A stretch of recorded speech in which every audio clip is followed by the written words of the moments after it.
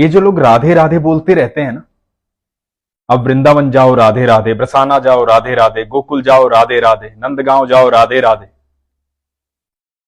हर जगह जिसको भी आवाज दो राधे राधे राधे राधे, बस यही आवाज कानों में पड़ती है। कभी सोचा है कि क्यों बोलते हैं राधे राधे? क्यों लोग बार बार कहते हैं राधे राधे? श्री कृष्ण के भी भक्त होंगे तो बोलेंगे राधे राधे। कभी जानने की कोशिश की है? तो ये प्रसंग सुनिए और जानिए कि क्यों कहते हैं राधे राधे। हरे कृष्ण दोस्तों, मैं हूं अनुज शर्मा। एक बार 3 साधु थे, 2 जवान थे, एक वृद्ध हो गए थे। जमुना किनारे बैठे थे, ठाकुर जी के अनन्य भक्त। पूरी जिंदगी सिर्फ कृष्ण कृष्ण कृष्ण कृष्ण कृष्ण कृष्ण कहते हुए निकल गई थी वृद्ध साधु की। बाकी 2 साधु जवान थे, उनके शिष्य थे, लेकिन तीनों ही अनन्य भक्त थे। एक दिन मन में विचार आया कि सब राधे राधे कहते हैं, हम कभी राधा रानी के महल नहीं गए, बरसाना नहीं गए। बरसाना चलते हैं, जो भिक्षा में मिल जाता था उसी से जीवन यापन करते थे। सच्चे भक्त थे, किसी ने दे दिया तो खा लिया, किसी ने नहीं दिया तो कोई बात नहीं। अब बरसाना जाने की बात थी तो वृद्ध साधु ने कहा, हमने सुना है कि वो राधा रानी का महल है ना, ऊंचाई पर है, बहुत सीढ़ियां चढ़नी पड़ती हैं। अब मेरे अंदर इतनी हिम्मत नहीं है कि इतनी सीढ़ियां चढ़कर ऊपर जाऊं।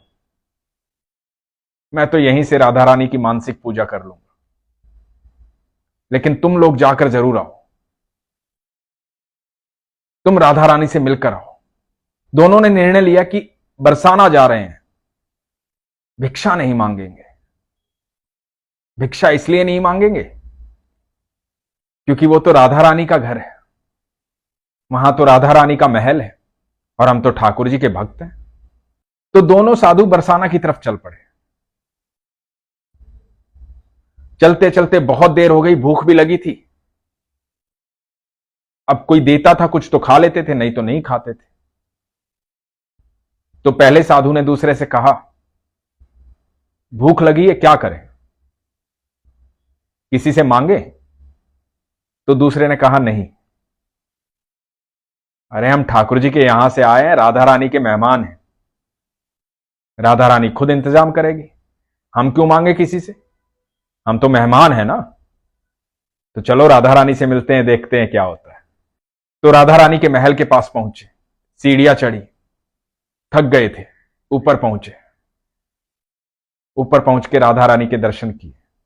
भूख जोरों की लगी थी, लेकिन कहीं कुछ मिला ही नहीं और किसी ने कुछ दिया ही नहीं। राधा रानी के दर्शनों से तृप्त हो गए, मन प्रसन्न हो गया, आनंद आ गया। पहली बार राधा रानी को देखा था। राधा रानी की अटारी पर जाकर के हर किसी को सुकून मिलता है। वहां ऐसी हवा का झोंका चलता है कि आदमी कितना भी परेशान हो, कितना भी दुखी हो, प्रसन्न हो जाता है, सारी थकान दूर हो जाती है। तो दोनों साधु अटारी पर आ गए, वहीं पर विश्राम करने लगे। रात्रि हो गई, दोनों भूखे पेट ही सो गए। इधर राधा रानी की सेवा करने वाले गोस्वामी जी को स्वप्न आता है। स्वप्न में आती हैं राधा रानी। राधा रानी कहती हैं, गोस्वामी जी, मेरे 2 मेहमान आए और वो भूखे सो गए मेरी ही अटारी पर। आपने इतना भी ध्यान नहीं दिया कि कोई यहां भूखा सो रहा है। तो गोस्वामी जी ने क्षमा मांगी। गोस्वामी जी ने पूछा कि राधा रानी, मुझे तो पता ही नहीं। राधा रानी ने कहा, जाओ उन्हें भोजन करवाओ, मेरी अटारी पर सो रहे, भूखे पेट सो रहे। गोस्वामी जी हड़बड़ाकर उठे, अटारी पर पहुंचे, देखा 2 साधु सो रहे। दोनों साधुओं को उठाया, बोला, क्षमा चाहता हूं, आप राधा रानी के मेहमान हैं। तो साधुओं ने कहा कि नहीं, ऐसा तो कुछ नहीं है, हम तो आए थे दर्शन करने, थक गए थे, कल सुबह वापस जाएंगे। तो गोस्वामी जी बोले कि आपने कुछ खाया नहीं है, मैं भोजन की व्यवस्था करता हूं, आप आराम से बैठिए, मैं भोजन लेकर आता हूं। और गोस्वामी जी भंडारे में गए, प्रसाद लेकर आए, जो भोग का प्रसाद था, ला करके दोनों साधुओं को दिया। साधुओं ने भोजन किया, आत्मा तृप्त हो गई, मन प्रसन्न हो गया, राधे राधे बोलने लगे। गोस्वामी जी को राधे राधे किया, राधे राधे कर गोस्वामी जी चले गए। गोस्वामी जी बड़े डरे हुए थे, घबराए हुए थे, हड़बड़ाए हुए थे, क्योंकि यह शिकायत राधा रानी ने की थी। अब दोनों साधु वहीं अटारी पर फिर से सो गए। राधा रानी स्वप्न में आई। राधा रानी ने आके कहा कि कैसा लगा भोजन। दोनों के स्वप्न में आई और दोनों ने ही कहा कि बहुत अच्छा लगा, आनंद आ गया। मेहमान हो ना मेरे, ठाकुर के यहां से आए हो, कृष्ण के यहां से आए हो, भोजन में आनंद आया ना, कुछ और व्यवस्था करनी है? तो दोनों साधुओं ने कहा कि नहीं महारानी, आपके दर्शन हो गए, आपको देख लिया, ये सब स्वप्न में चल रहा है। तो राधा रानी ने कहा कि गोस्वामी जी भूल गए, भोजन के पश्चात पान नहीं दिया आपको।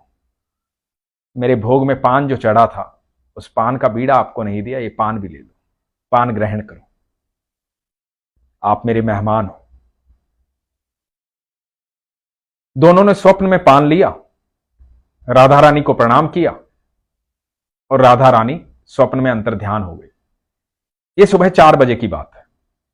दोनों की एक साथ निंद्रा खुली। दोनों ने एक दूसरे की तरफ देखा, दोनों के मुख से निकला, राधा रानी आई थी स्वप्न में, पान दिया, और दोनों ने देखा कि जहां वो सो रहे थे वहीं पर पान रखे हुए थे।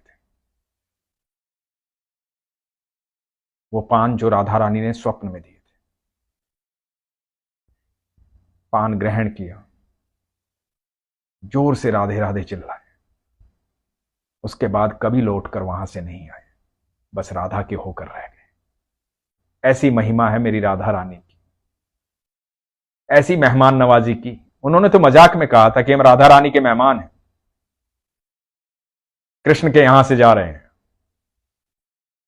लेकिन राधा रानी तो राधा रानी है, सबको उतना ही प्रेम करती है, उसे सब सुनाई देता है, सब दिखाई देता है। हमारे मन में जो भी भावना आती है हमारे ईश्वर के पास पहुंचती है, चाहे वो अच्छी हो या बुरी।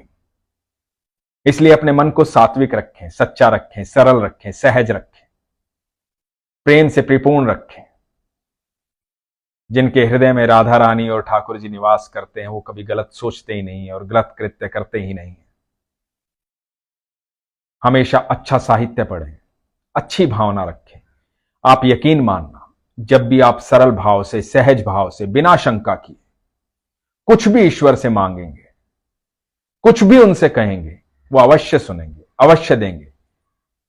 कोई भी समस्या आपके लिए बड़ी हो सकती है, लेकिन ईश्वर के लिए कोई भी समस्या बड़ी नहीं है। उनके लिए वो पल भर का काम है, लेकिन आपका विश्वास होना चाहिए, शंका नहीं होनी चाहिए। और यकीन मानना, जो लोग ये कहते हैं ना कि मेरा कुछ हो नहीं रहा है, वो हमेशा शंका करते हैं। जो लोग ये कहते हैं ना मैं बहुत दुखी हूं, वो शंका करते हैं। जिन्हें विश्वास होता है उन्हें हमेशा ये लगता है कि मेरा ईश्वर मेरे साथ है, मैं दुखी हो भी कैसे सकता हूं। तो इसलिए कभी भी ये शब्द अपने मुंह से मत निकालिए कि मैं दुखी हूं। विश्वास रखिए, सब कुछ बेहतर होगा, सब कुछ अच्छा होगा। ईश्वर आपकी बात सुनते हैं, आपके साथ रहते हैं। इसलिए हमेशा अपने विश्वास को मजबूत रखिए, अपना ख्याल रखिए। हरे कृष्ण।